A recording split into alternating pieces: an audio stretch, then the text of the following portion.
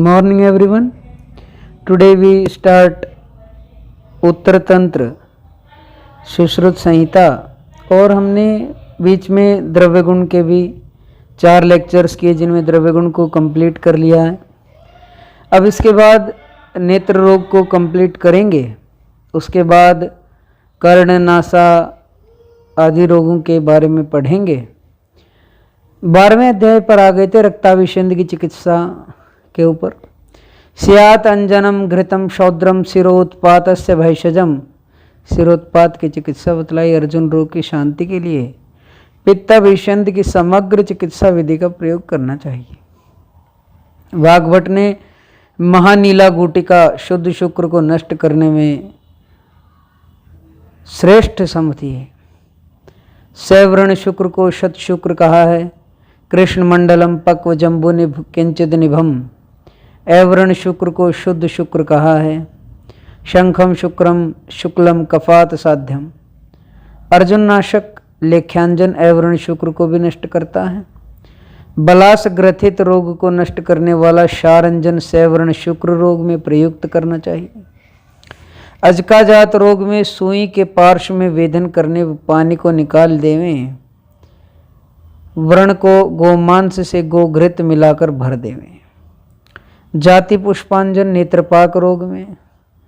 पोयालस में रक्तमोक्षण। वाग्भट ने पोयालस रोग के शांत न होने पर अंत में सूक्ष्म शलाका से दाह कर्म करने के लिए बोला। चूर्णांजन एकलिन वर्तम में और प्रकलिन वर्तम में। 14वां अध्याय भेद्य रोग चिकित्सा। महति अपि च युंजीत शार अग्नि विधि कोविदः। लगन रोग की ग्रंथि बड़ी हो तो भेदन करके शार कर्म तथा अग्निकर्म करें। अंजन नामिका एवं भिन्न न हुई हो तो शस्त्र कर्म का ज्ञाता वैद्य इसका भेदन करके रसांजन तथा मधु का प्रतिसारण कर दीप शिखा से उत्पन्न पुष्पंजन को लगावे। लेखन मंडलाग्र से तथा चांचवे लगा प्रतिसारण आदि कर्म करना चाहिए। लेख्य मंडलाग्रेण। 15वां अध्याय छेद्य रोग चिकित्सा। अर्म का प्रधान कर्म स्वेदन करें। झुर्रिया पड़ने पर बड़े यंत्र लगाएं तथा मुचुंडी से उठाएं। तीक्ष्ण मंडलाग्र शस्त्र से काटें। अर्म को काटते समय उसका चौथाई मांसल भाग नेत्र गोलक पर लगा रहने देना चाहिए। कनीनक का छेद होने से रक्त की स्रुति होती है। नेत्र नाड़ी रोग हो जाता है एवं हीन से पुनः वह अवशिष्ट अर्म शीघ्र बढ़ जाता है। पश्चात कर्म। यहान मुक्त्वा कर स्वेदम दत्वा शोधनम आचरेत। 3 दिन के बाद पट्टी खोल स्वेदन करे तथा शोधन रोपण चिकित्सा करें। अर्म शेष चिकित्सा। यदि अर्म का कुछ भाग बच जाए तो उस लेख्य अंजन लगाकर नष्ट करना चाहिए। शिराजाल चिकित्सा। सिराएं कठिन या मोटी हों उन्हें बड़िश से पकड़ के ऊपर उठाकर मंडलाग्र शस्त्र से काट देना चाहिए। पर्वणिका चिकित्सा में भी छेदन करना चाहिए। 16वां अध्याय पक्ष्म कोप चिकित्सा। यवाकृतिम उत्कृत्य शस्त्रेण यव प्रमाणम बालेन सीवियेत भिषक प्रमतः। उपपक्ष्म माला के परिमाण में वर्त्म के ऊपर यव के आकार का चर्म का भाग काट कर निकाल देना चाहिए।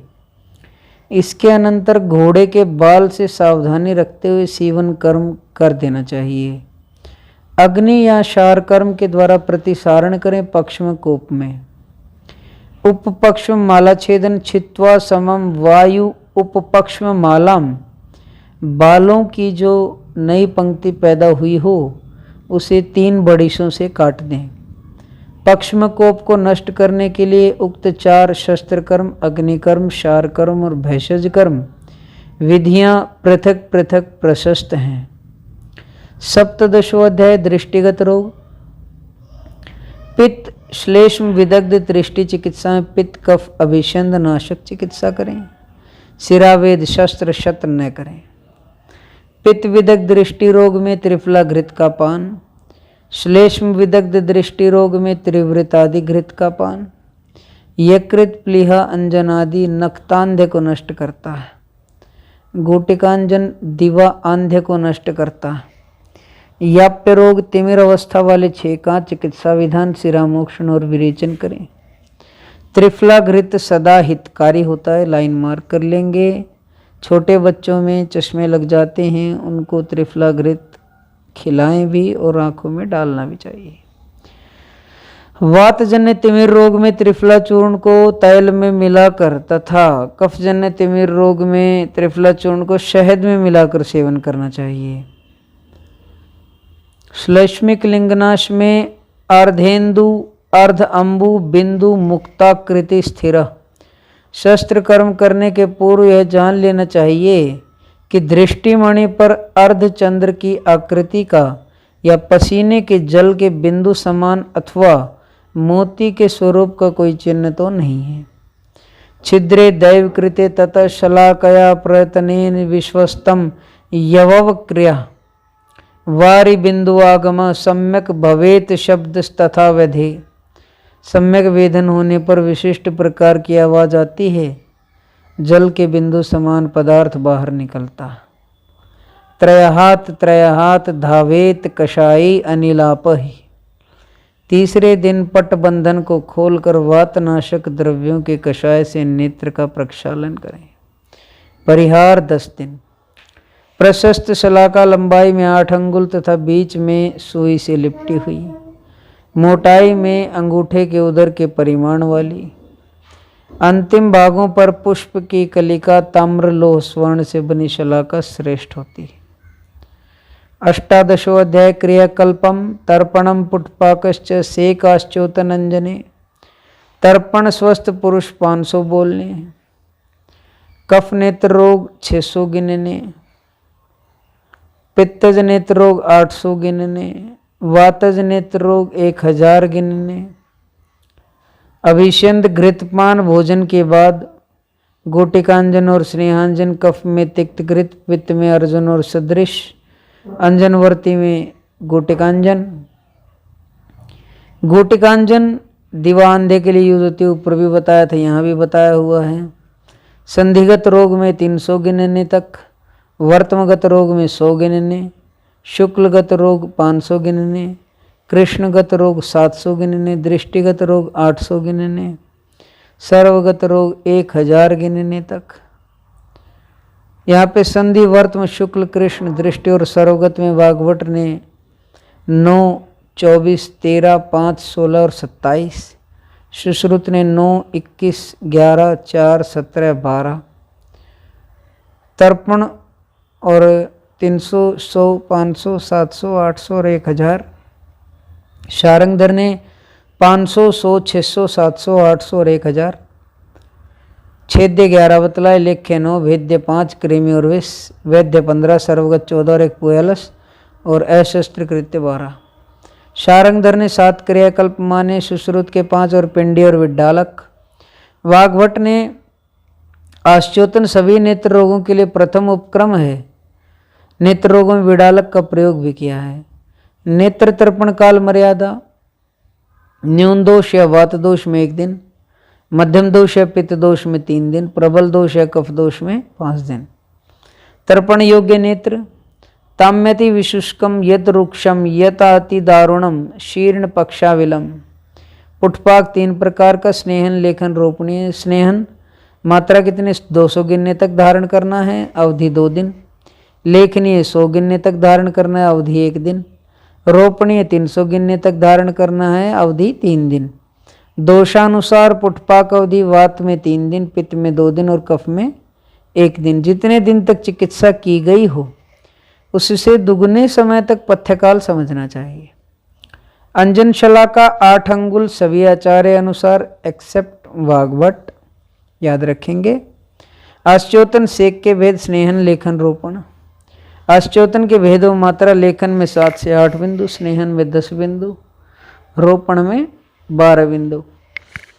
सेक का धारण काल पुटपाक से 2 गुना माना गया है। लेखन सेक 100 गुना 2 200 मात्रा उच्चारण, स्नेहन सेक 200 गुना 2 400 मात्रा उच्चारण, रोपण सेक 300 गुना 2 600 मात्रा उच्चारण। आश्चोतन परिषेक करण काल इन दोनों के करने का समय पूर्वाहन, मध्याहन अथवा सायाहन समझना चाहिए। इम्पॉर्टेंट पॉइंट है, वाग्भट ने मूर्धा में तैल लगाने के 4 प्रकार विधान शास्त्रों में मिलते हैं: अभ्यंग, परिषेक, पिच्चू और वस्ती। तर्पणोक्तम 10 गुणम, इस शिरोवस्ती के धारण करने की अवधि तर्पण क्रिया में जितना समय कहा है उससे 10 गुना दोषानुसार समझनी चाहिए। अंजन के 3 भेद: लेखन, रोपण, प्रसादन। लेख्यांजन में मधुर रस नहीं है। अंजनों के स्वरूप भेद: गुटिका, रसक्रिया और चूर्ण। अंजनवर्ती गुटिकांजन, लेखन अंजन हरेणु के बराबर, प्रसादक अंजन 1.5 हरेणु, रोपण अंजन 2 मटर, चूर्णांजन लेखन चूर्णांजन 2 शलाका, रोपण चूर्णांजन 3 शलाका, प्रसादक चूर्णांजन 4 शलाका। अंजन पात्र सुश्रुत, डल्हण और वाग्भट ने मधुरांजन सुवर्ण पात्र में, अम्लांजन रजत पात्र में, लवणांजन मेष श्रृंग से बने पात्र में, कषाय अंजन ताम्र या लोहे के पात्र में, कटुक अंजन वैदूर्य के पात्र में, तिक्तांजन कांस्य के पात्र में, शीतांजन नलादि से बने पात्र में। कनीनक प्रांत से अपांग प्रांत की ओर अथवा अपांग से कनीनक की ओर अंजन लगाना चाहिए। राग रुक्ति सिरास्राव शूल संरभ संभवात, अंजन निषेध थकावट में, उदावर्त में, रुदन में, मध्य में, क्रोध में, भय में, ज्वर में। शिरोदोष से पीड़ित मनुष्य में अंजन नहीं करना चाहिए। ज्वर ग्रसित में अंजन से तिमिर रोग। भद्रोदय अंजन व चूर्णांजन सर्वक्षी रोग हरणम, राजाओं के लिए अंजनार्थ प्रयुक्त करें। कांस्यादिवर्ती नेत्र की वेदना नष्ट होती है।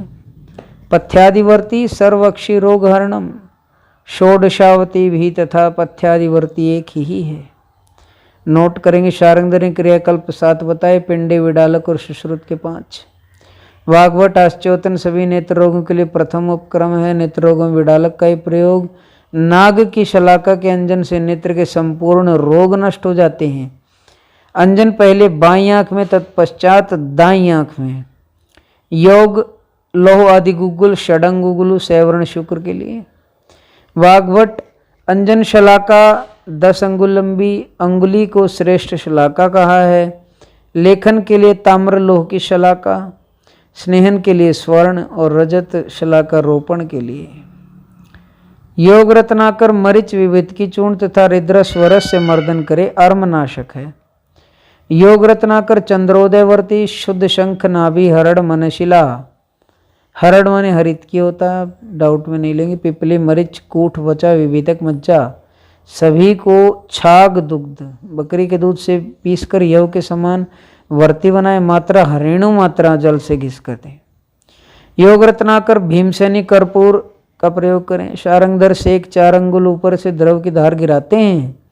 लेखन 300 ग्राम मात्रा तक, ग्राम नहीं मात्रा याद रखेंगे। स्नेहन 600 मात्रा गिनने वाली जो है, या अपने घुटने पर एक बार हाथ घुमाना उसको मात्रा बोलते। रोपण 400 मात्रा। सेक कर्म दिन में ही करना चाहिए, किंतु रोग की अवस्था में रात में भी हो सकता है। आश्चोतन कर्म रात्रि में कभी नहीं करना चाहिए। आश्चोतन 2 अंगुल की दूरी से परिषेक करें। नेक्स्ट है 49 अध्याय साध्या साध्यता। नेत्र के प्रथम पटल में उत्पन्न शत साध्य, आद्य और द्वितीय दोनों पटलों में उत्पन्न शत कृत साध्य, तृतीय पटल में उत्पन्न शत असाध्य बतलाया है। कुकुणक स्तन्य के प्रकोप से तथा कफ, वात, पित्त और रक्त की दुष्टि के कारण बालकों के नेत्रवर्त में प्रदेश में होने वाला यह कुकुणक नामक एक अन्य रोग होता है। काश्यप कफ रक्त की शीरादि में दुष्टि से कुकुणक रोग उत्पन्न हो जाया करता है। लक्षण व चिकित्सा: मृद गति, नेत्र अति कंडु अथा अक्षिकूटम, नासा ललाटम अपि तेन शिशु च स नित्यम, सूर्य प्रभाम न सहते। रक्त का निर्हरण करना है। हार श्रृंगार आदि के पत्ते से लेखन कर्म करना है। कहता है आंखों में ज़्यादा खुजली होती है, नासा और ललाट में खुजली, शिशु नित्य जो सूर्य का प्रभाव बढ़ता है तो इसी वजह से उसको पेनफुल कंडीशंस भी बढ़ती जाती हैं। वमन का विधान है तम वाम ये तु मधु सैंधव संप्रयुक्त पीतम पय खलु फलई खर अंजीर्णनम सेंधव लवण के साथ मधु और अपामार्ग के बीजों फलों का चूर्ण चटाकर वमन कराएं। शीर अन्नाद वमन प्रयोग वचा के चूर्ण दुग्ध या पानी के साथ, अन्न खाने वाले मैन फल के चूर्ण के साथ। गुटिकांजन कुकुणक रोग में अंजन हितकर है। नेत्र चिकित्सा उपसंहार। समुद्र एव गंभीर नैव शक्यम चिकित्सितम। श्लोक आ जाए तो मार्क कर दिया। नेत्र रोग अधिकार भैषज रत्नावली। षडंग घृत गुगलु सुखावती वर्ती, चंद्रोदयवर्ती, चंद्र प्रभावर्ती, नृप वल्लभ तैल और घृत, माक्षिकादि वटी सप्तामृत लोह, मुलेठी त्रिफला लौ भस्म मधु तथा घृत के साथ सेवन किया जाता है। नेत्र रोगों में पथ्य मुद्ग शालिधान्य सूरण वार्ताक बैंगन मणिमंथ सेंधव काकमाची केवल 5 प्रकार के पत्र शाक पथ्य हैं। शेष सभी प्रकार के पत्र शाक सभी नेत्र रोगों में अपथ्य हैं। जीवंती मत्स्याक्षी मेघनाद वास्तु और पुनर्नवा। अपथ्य में माश आरनाल मत्स्य और दधी। मत्स्य है ये, मत्स्य मछली को बेनिफिशियल बोला है आइज के लिए। पाद प्रक्षालन चक्षु प्रसादन। सुश्रुत ने बोला पैर धुलने से आंखों की ज्योति बढ़ती है। पादाभ्यंग चक्षुष्य बोला सुश्रुत ने। चरक दृष्टि प्रसादन बोलते हैं पादाभ्यंग को। शारंगधर 7 नेत्र कल्प से एक संपूर्ण नेत्र रोगों में मनुष्य की बंद हुई आंख पर द्रव की सूक्ष्म धार 4 अंगुल ऊपर से गिराएं, रात में ना करें। मात्रा कितनी रहेगी? स्नेहन वातज के लिए 600, रोपण रक्त पित्तज के लिए 400, लेखन कफज के लिए 300। आश्चोतन लेखन स्नेहन रोपण, लेखन में 8 बूंद, स्नेहन में 10 बूंद, रोपण में 12 बूंद। खुली आंख में दृष्टि के मध्य में 2 अंगुल ऊपर से द्रव की बूंदें डालनी चाहिए। सामान्य मात्रा 100 वाक प्रणीत है। त्रिफलारस आश्चोतन सर्व अभिषेदनाशक। पिंडी तथा कवलिका में ये 2 नाम पोटली पट वस्त्र के हैं। अभिषेद तथा अधिमंथ में प्रयोग। सभी प्रकार के अधिमंथ में ललाट की शिरा का भेद करना चाहिए। अधिमंथ के शांत न होने पर भ्रू के ऊपर दाह कर्म करना चाहिए। विडाल को बही लेपो नेत्रे पक्ष विवर्जिता। पक्ष्म को छोड़कर नेत्र के बहिर्भाग में वर्तम पर लेप किया जाता है।